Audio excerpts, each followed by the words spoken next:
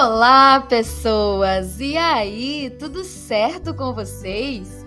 Eu sou a Paulinha Leal e sejam todos bem-vindos ao Amigana Bookcast, o podcast literário para quem não tem tempo de ler.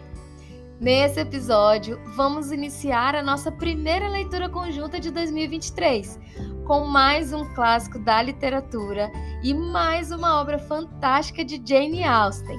Estou falando de mais um dos seus famosos livros, Persuasão.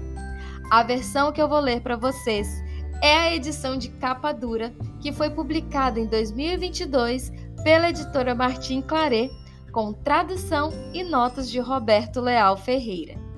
O cronograma de Persuasão contará com a leitura de 2 capítulos por episódio, finalizando a leitura completa do livro com o total de 12 episódios. Bom, como sempre temos pessoas novas chegando por aqui, é bom lembrarmos que as nossas leituras conjuntas são a leitura completa do livro. Então, se você está procurando por uma resenha sem spoilers, pule esse episódio, certinho?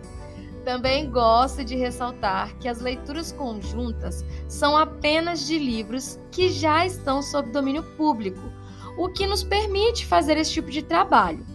Para os livros que ainda estão com todos os seus direitos reservados, eu também vou trazê-los aqui no nosso podcast, porém apenas em formato de resenhas, respeitando aí os trabalhos dos autores e das editoras, certo?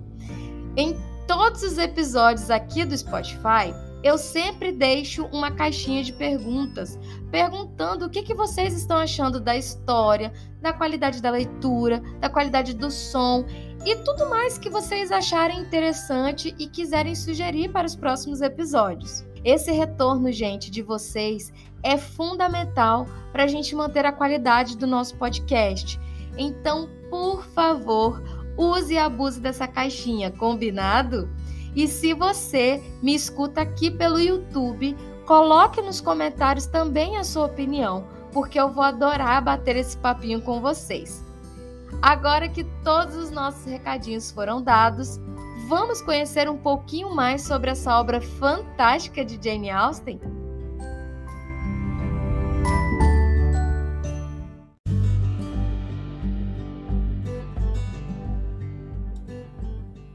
Sobre o livro. Persuasão é um romance da escritora britânica Jane Austen, escrito por volta de 1816. Seu título original é Persuasion e é o último romance completo escrito por Jane Austen, que o escreveu após terminar Emma, em 1816. A história se passa em Bath e é relacionada a outro romance de Austen, Nottingham Abbey. O livro conta a história de Anne Elliot, uma das heroínas mais tranquilas e reservadas de Austen, mas, ao mesmo tempo, uma das mais fortes e abertas às mudanças. O livro enaltece a constância do amor numa época turbulenta da história da Inglaterra, as Guerras Napoleônicas. Escrito nesse período, o romance descreve como uma mulher pode permanecer fiel ao seu passado e ainda assim pensar em um futuro feliz. Austen expõe de maneira sutil como uma mulher pode passar por cima das convenções sociais e das restrições femininas em busca da felicidade. A obra é considerada póstuma, pois foi publicada em 1818, sendo que a autora faleceu em 1817. Austen escreveu Persuasão durante o período em que esteve enferma, essa enfermidade que resultou em sua morte, dando margem a um romance mais curto e menos elaborado do que Mansfield Park e Emma. Apesar do impacto da doença de Austen, o romance é bastante original e é o primeiro em que a personagem feminina principal já não é tão jovem. A biógrafa Claire Tomalin caracteriza o livro como um presente para ela mesma e para todas as mulheres que tinham perdido suas chances na vida e que nunca desistiram de uma segunda primavera. Austen arremata seu romance da mesma forma que em Orgulho e Preconceito, quando a heroína ultrapassa os outros através do casamento. Agora que vocês já conheceram um pouquinho mais dessa obra, vamos iniciar a nossa leitura em áudio. Então, para não perder o costume, já separa aquele cafezinho top, pegue os seus fonezinhos, se aconchegue no seu cantinho favorito e simbora para a leitura dos primeiros capítulos de Persuasão.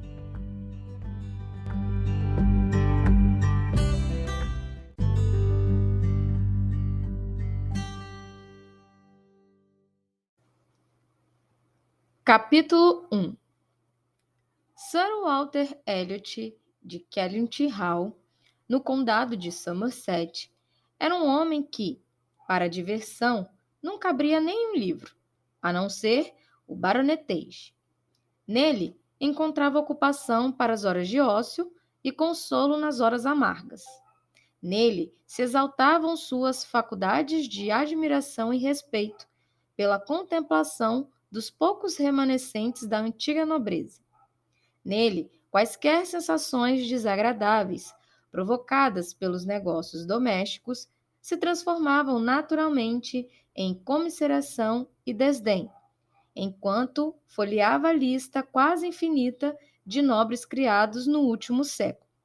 E nele, se qualquer outra página fosse incapaz de tanto, lia sua própria história, com um interesse jamais esmorecido.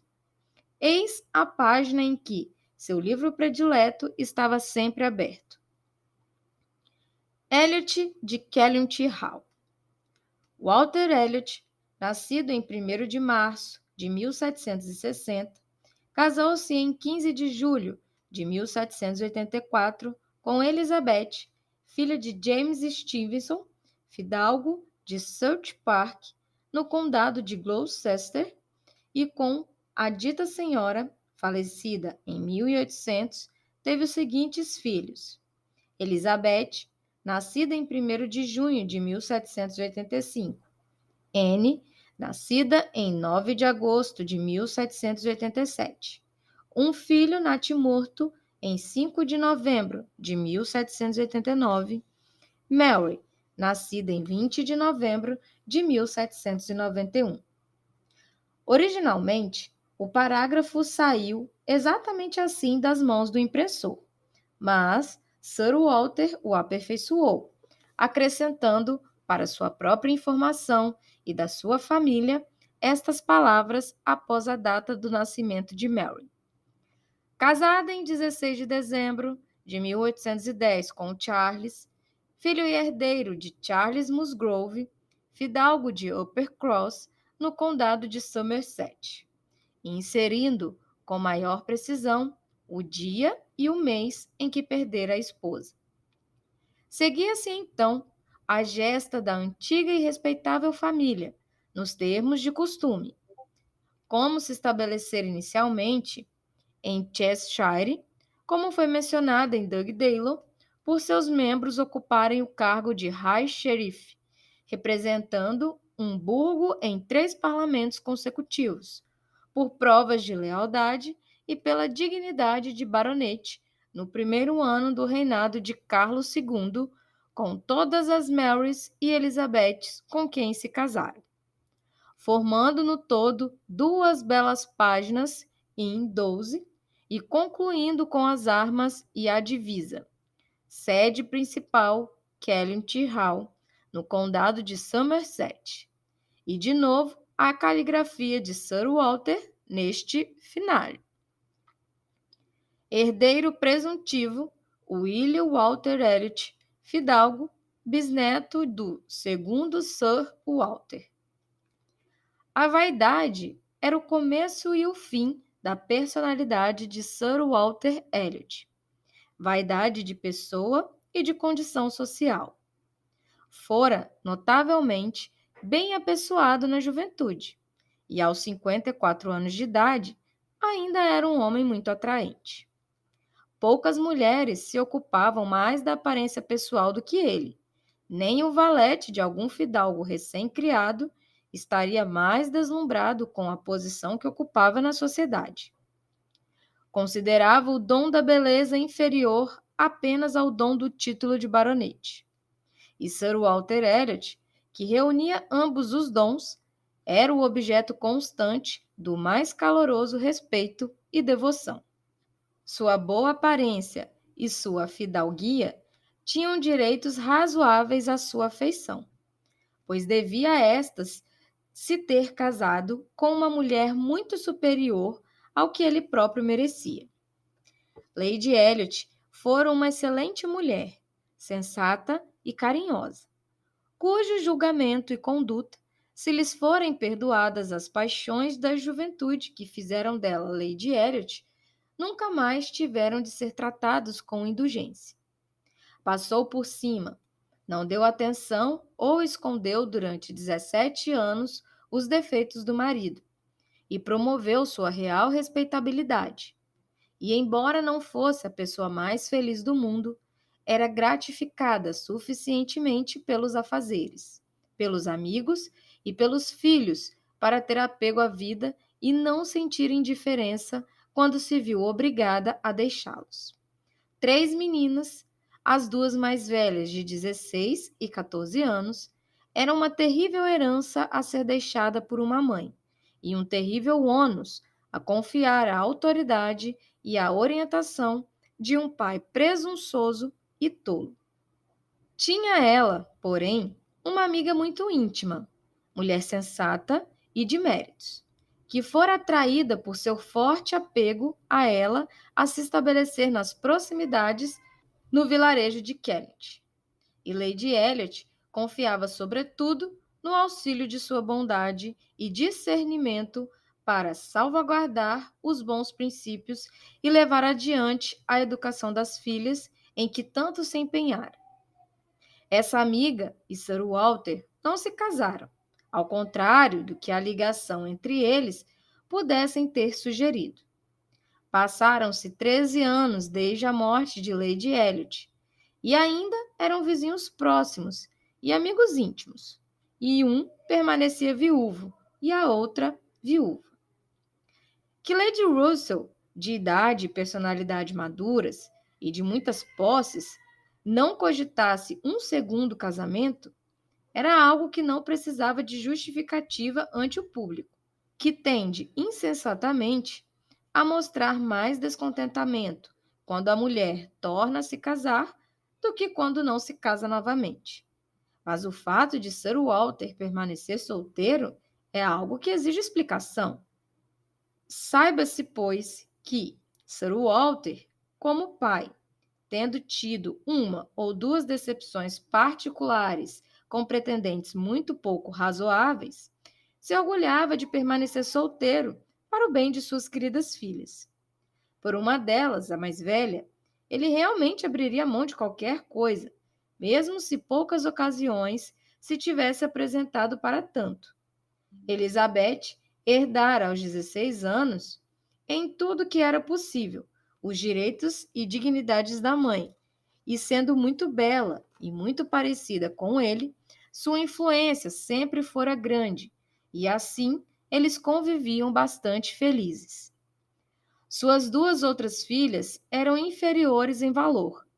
Mary conquistara certa importância artificial, ao tornar-se a senhora Charles Musgrove. Anne, porém, com uma elegância espiritual e uma doçura de caráter que lhe teriam merecido a admiração de pessoas de real inteligência, não era ninguém aos olhos do pai ou da irmã. Sua palavra não tinha nenhum peso, tinha sempre de ceder. Era só a Anne. Para Lady Russell, porém, era ela a afilhada favorita e amiga, muito querida e apreciada. Lady Russell amava todas elas, mas só em Anne conseguia imaginar que sua mãe revivesse. Alguns anos antes, Anne Elliot fora uma menina muito bonitinha, mas seu encanto logo desaparecera. E como, mesmo no seu auge, seu pai nela encontrasse poucos motivos de admiração, por serem completamente diferentes dos dele, seus traços delicados e seus doces olhos escuros, nada havia nela, agora que estava murcha e mirrada, que atraísse a estima dele. Nunca tivera muitas esperanças, e agora não tinha nenhuma de algum dia ler o nome dela em alguma outra página de seu livro predileto. Toda a expectativa de uma aliança digna da casa recaía agora sobre Elizabeth, pois Mary simplesmente se unira a uma velha família rural, muito respeitável e rica, e dera, portanto, toda a honra e não recebera nenhuma. Elizabeth, mais dia, menos dia, faria um casamento adequado. Às vezes, acontece de uma mulher tornar-se mais bela aos 29 anos do que 10 anos antes. E geralmente, não havendo problemas de saúde ou de nervos, essa é uma fase da vida em que poucos encantos se perderam. Esse era o caso de Elizabeth, ainda a mesma linda senhorita Elliot que começara a ser 13 anos atrás. E é, portanto, compreensível que Sir Walter se tivesse esquecido da idade dela, ou pelo menos considerá-la apenas meio tolo por julgar-se a si mesmo e a Elizabeth tão radiantes como sempre, em meio ao naufrágio da boa aparência de todos os demais. Pois ele podia ver claramente o envelhecimento de todo o resto da família e de seus conhecidos. O abatimento de Anne, a grosseria de Mary, a decadência de todos os rostos da vizinhança e a rápida proliferação de pés de galinha na região das têmporas de Lady Russell, havia muito vinham sendo motivo de angústia para ele. Elizabeth não tinha a mesma satisfação pessoal consigo mesma que o pai. 13 anos passaram-se desde que se tornara a senhora de Kenilworth Hall, presidindo e dirigindo com um domínio de si mesma e uma determinação que jamais dava a ideia de que fosse mais jovem do que era. Por 13 anos, fizera as honras da casa, aplicara a lei doméstica e fora a primeira a subir na carruagem da família, perdendo só para Lady Russell a precedência para entrar e sair de todas as salas de estar e de jantar da região. As geadas de 13 invernos viram-na abrir todos os bailes de alguma importância dados por uma vizinhança diminuta, e 13 primaveras exibiram suas floradas, enquanto ela viajava para Londres com o pai para gozar durante algumas semanas dos prazeres da alta sociedade. Carregava ela a lembrança de tudo isso. Tinha consciência de ter 29 anos de idade, o que lhe dava certos remorsos e certas apreensões. Estava plenamente satisfeita por ser tão bela como antes, mas percebia estar aproximando-se dos anos perigosos e ficaria muito aliviada se tivesse a certeza de ser adequadamente solicitada por alguém com sangue e linhagem de baronete dentro de 1 ou 2 anos. Então, poderia tomar de novo o livro dos livros com o mesmo prazer que no início da juventude, mas no momento não o apreciava. Ser sempre confrontada com a data de seu próprio nascimento e ver que nenhum casamento aparecia em seguida, a não ser o da irmã mais moça, constituía uma experiência penosa. E mais de uma vez, quando o pai o deixava aberto sobre a mesa nas proximidades, ela o fechava, desviando os olhos e o afastava de si. Além disso, tivera ela uma decepção, cuja memória aquele livro, e em especial a história de sua própria família, deveriam sempre reavivar. O herdeiro presuntivo, o próprio William Walter Elliot, cujos direitos haviam sido apoiados pelo pai com tanta generosidade, a desapontara.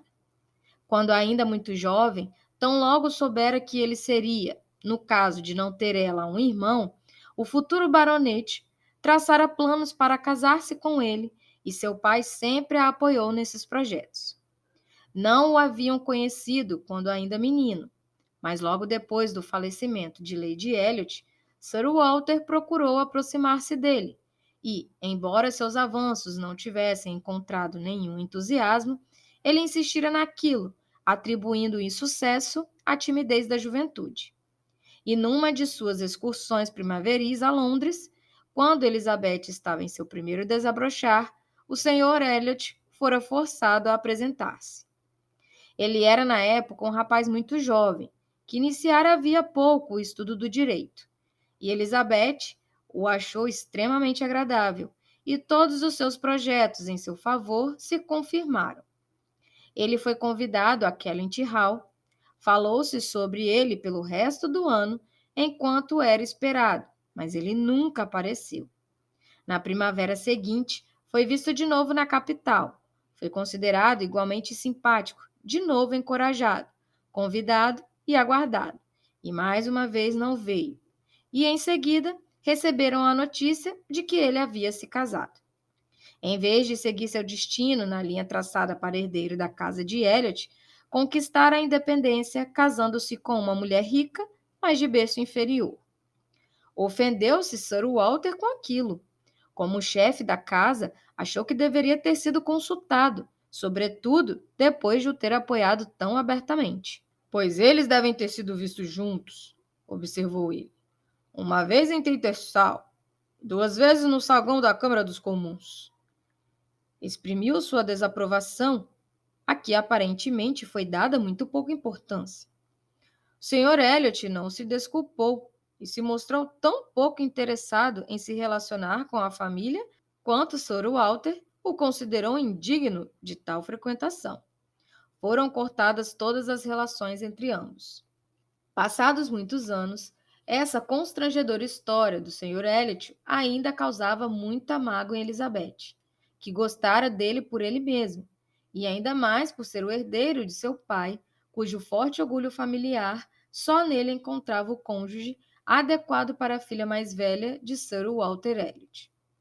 De A a Z, não havia mais nenhum baronete que os sentimentos dela reconhecessem de bom grado como um igual. Ele, porém, a tratava tão miseravelmente que, embora ela usasse no presente momento, verão de 1814, uma fita negra de luto pela esposa dele, não admitia que ele fosse digno de ser o objeto de seus pensamentos novamente. Era talvez possível superar a vergonha do primeiro casamento dele, pois não haviam razões para supor que fosse perpetuado pelo nascimento de filhos, e se ele não tivesse feito pior. Mas ele fez pior. Como havia sido informados pela costumeira solicitude de bons amigos, falando deles todos nos termos mais desrespeitosos, com desdém e desprezo pelo próprio sangue que corria em suas veias e pelas honras que mais tarde deveriam ser as suas. Isso era imperdoável. Eram esses os sentimentos e as sensações de Elizabeth Elliot. Essas as preocupações a aliviar, as emoções a variar, a monotonia e a elegância, a prosperidade e a nulidade do cenário de sua vida.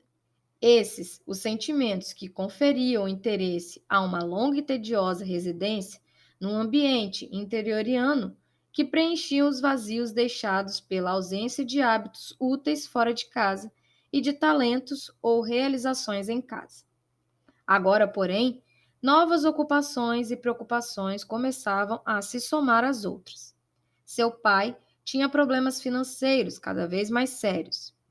Ela sabia que quando ele abriu o baronetage, era para tirar da cabeça as pesadas contas dos fornecedores e as desagradáveis notícias do Sr. Shepherd, seu intendente. A propriedade de Kellynch era boa, mas não estava à altura das ideias de Sir Walter sobre o padrão de vida exigido de seu possuidor.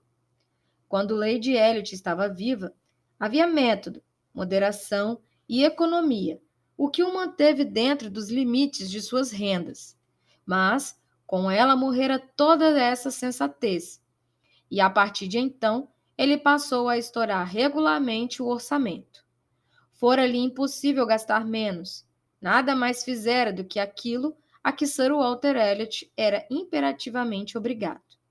Mas, por mais inocente que fosse, não só estava endividando-se terrivelmente, mas falavam-lhe com tanta frequência sobre o assunto que se tornou inútil tentar ocultar da filha o problema, mesmo que só em parte. Ouvira ela alguma coisa a respeito na sua última viagem a Londres. Ele chegara a ponto de dizer a ela: "Em que podemos economizar? Você sabe de alguma coisa que possamos cortar?"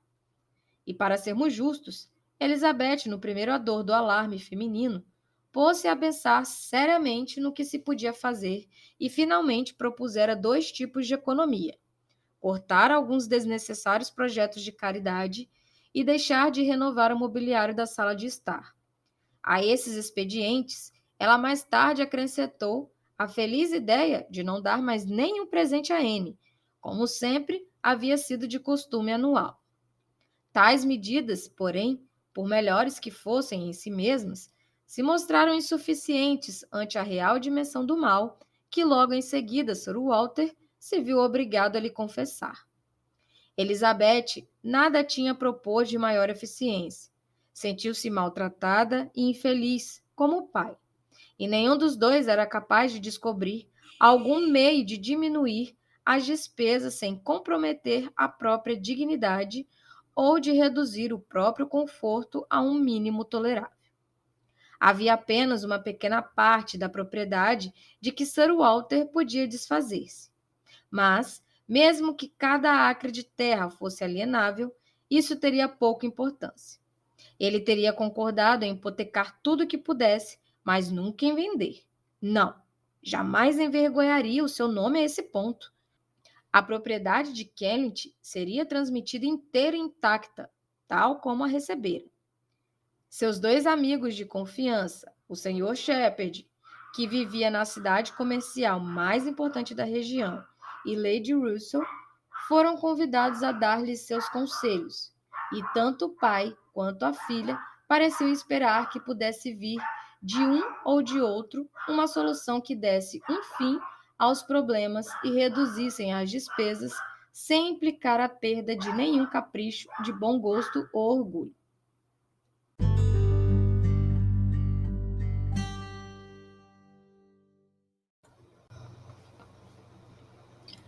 Capítulo 2.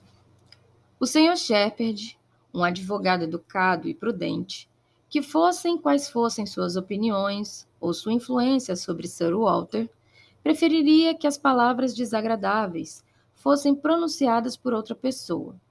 Absteve-se de dar a menor sugestão e se limitou a pedir vênia para recomendar implicitamente o excelente discernimento de Lady Russell, de cujo notório bom senso esperava plenamente ouvir as medidas decisivas que pretendia ver finalmente adotadas.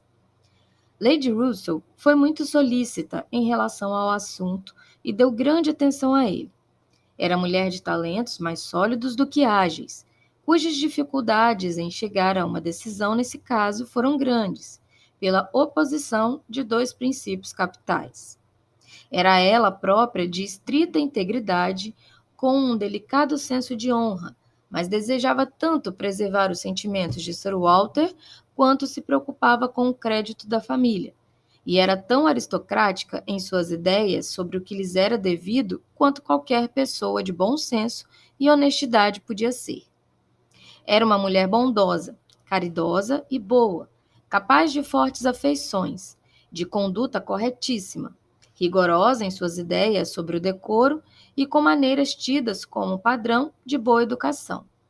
Era culta e, em geral, racional e coerente, mas tinha preconceitos no que se refere aos antepassados.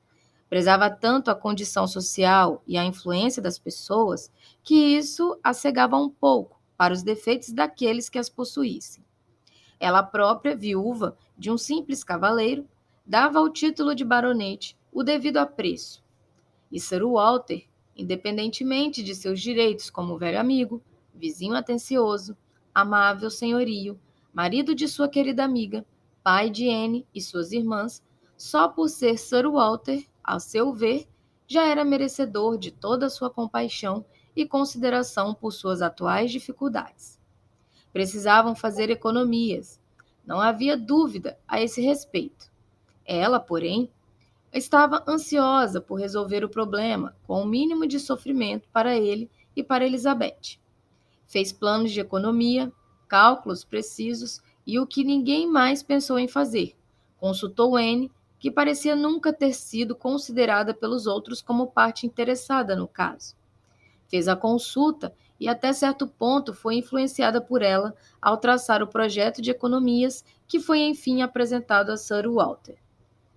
Cada uma das correções feitas por Anne tomava o partido da honestidade contra a ostentação.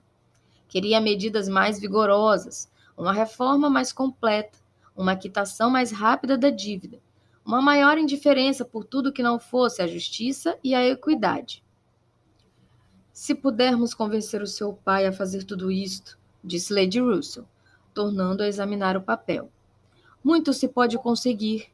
Se ele adotar estas regras, em 7 anos estará quite, e espero que possamos persuadi-lo, e também Elizabeth, de que Kellynch Hall tem sua própria respeitabilidade, que não pode ser afetada por esses cortes, e que a autêntica dignidade de Sir Walter Elliot estará longe de diminuir aos olhos das pessoas sensatas, por agir como um homem de princípios. Que estará ele fazendo, na verdade? Senão o que muitas de nossas principais famílias fizeram ou deveriam fazer? O caso não terá nada de especial, e é a sua singularidade que muitas vezes constitui a pior parte do nosso sofrimento, como sempre acontece com o nosso comportamento.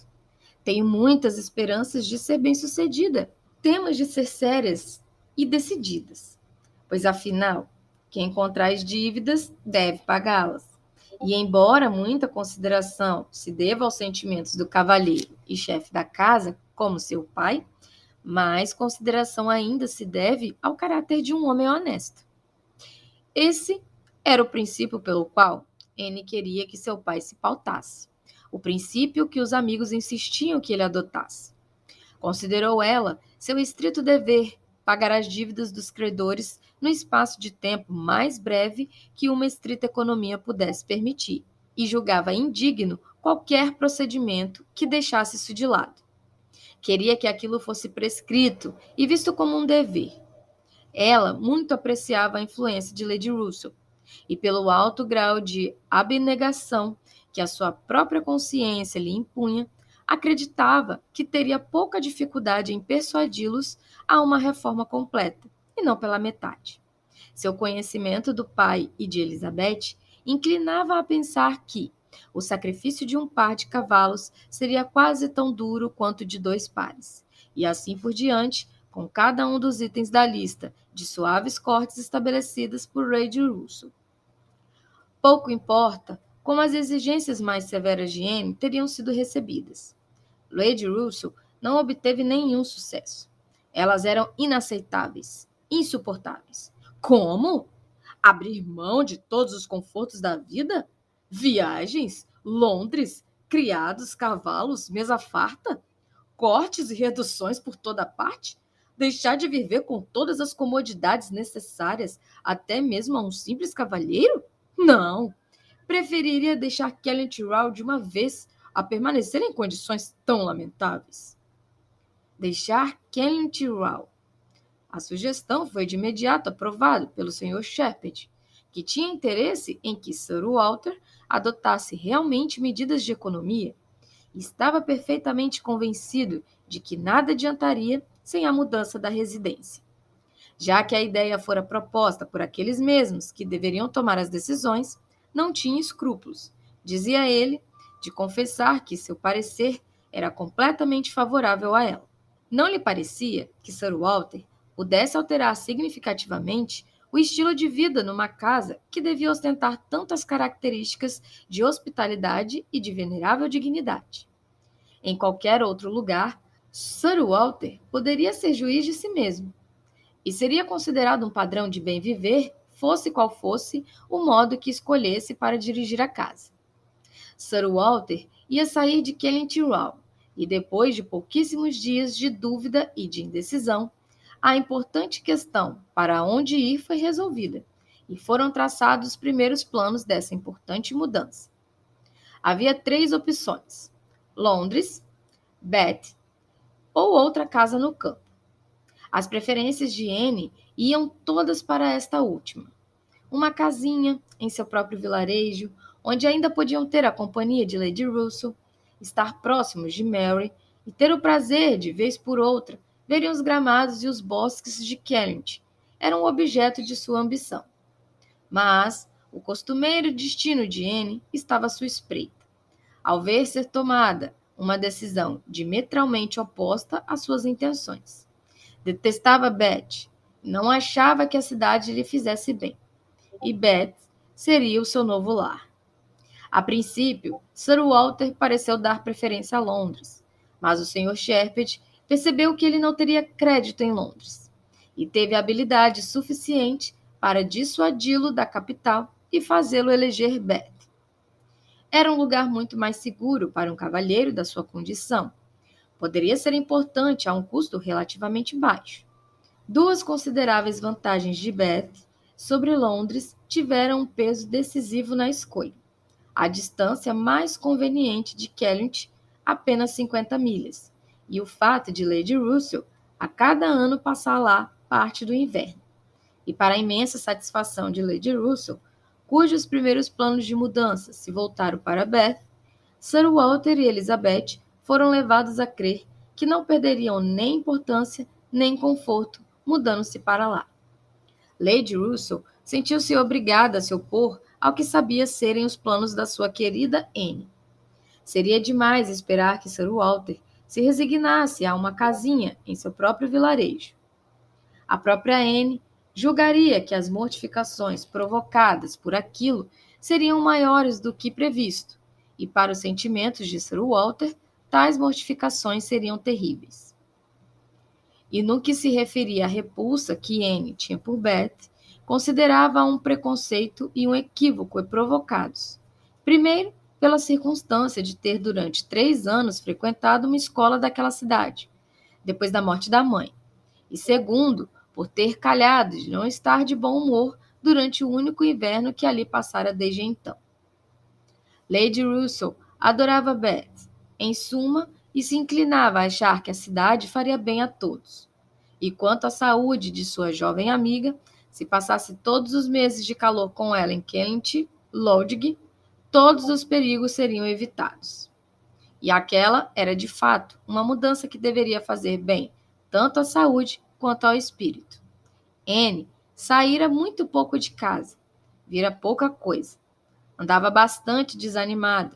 A sociedade seria um estímulo para ela. Queria que ela fosse mais conhecida. O fato de não ser desejável que Sir Walter se mudasse para nenhuma outra casa da vizinhança foi sem dúvida ressaltado por uma parte muito considerável do esquema, felizmente acrescentada à sua primeira formulação. Ele devia não só deixar a casa, mas passá-la para outros. Uma prova de fortaleza que mentes mais sólidas do que a de Sir Walter teriam julgado excessivo. Kellynch Hall seria alugada.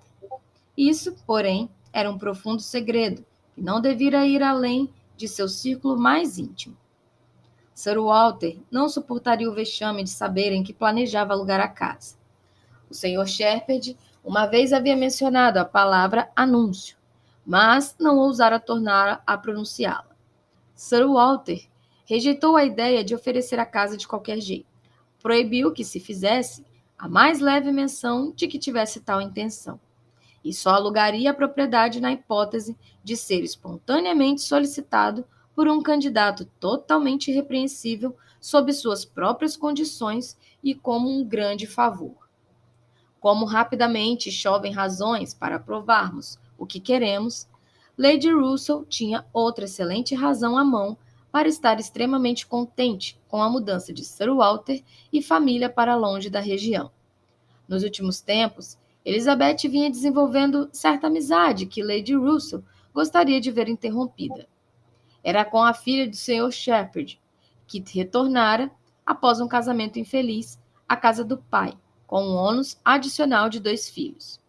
Era uma jovem esperta que conhecia a arte de agradar, pelo menos a arte de agradar em Kellynch Hall, e que conquistara a tal ponto a simpatia da senhorita Elliot, que já se hospedara na casa mais de uma vez, malgrado tudo o que Lady Russell, que a julgava uma amizade totalmente inadequada, tivesse sugerido em termos de prudência e reserva. Lady Russell, de fato, tinha muito pouca influência sobre Elizabeth, e parecia gostar dela, mais porque queria do que porque Elizabeth o merecesse. Nunca recebera dela mais do que uma atenção superficial, nada além de demonstrações de complacência. Jamais conseguira demovê-la de algo a que ela estivesse propensa. Várias vezes se empenhara na tentativa de fazer que Anne fosse incluída na viagem a Londres. Sensivelmente, ciente de toda a injustiça, e de todo o descrédito dos arranjos egoístas que a deixavam de fora, em muitas ocasiões de menor importância, tentar expressar a Elizabeth o que seu melhor discernimento e a experiência lhe ditavam, mas sempre em vão. Elizabeth fazia o que lhe dava na telha, e jamais se opusera tão frontalmente a Lady Russell quanto na relação com a Sra. Clay, afastando-se da companhia de uma irmã de tantos méritos para dedicar seu afeto e sua confiança a alguém que deveria ser para ela apenas o objeto de uma distante polidez. Quanto à posição social, a da Sra. Clay era, ao ver de Lady Russell muito instável, e quanto ao caráter, a julgava uma companhia perigosíssima, e uma mudança que a deixasse a Sra. Clay para trás e permitisse novas amizades mais adequadas à senhorita Elliot era, portanto, um objeto de primeira importância.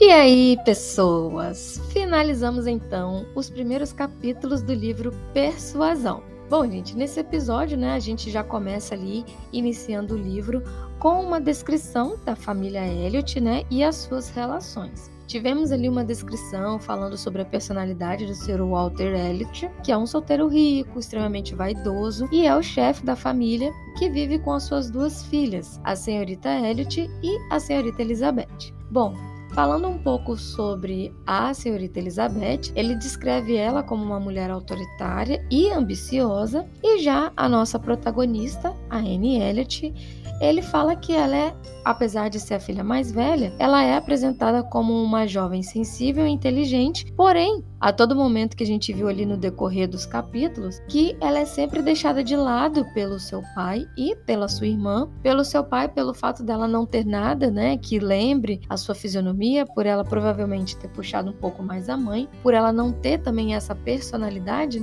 ele não encontra ali semelhanças entre os dois. E, consequentemente, por ele enxergar mais isso na sua filha Elizabeth, ele passa a ter uma relação muito mais próxima com a Elizabeth do que com a própria Anne. Então, ela é sempre deixada de lado, a sua opinião nunca é levada em consideração, e assim vai seguindo no decorrer da história.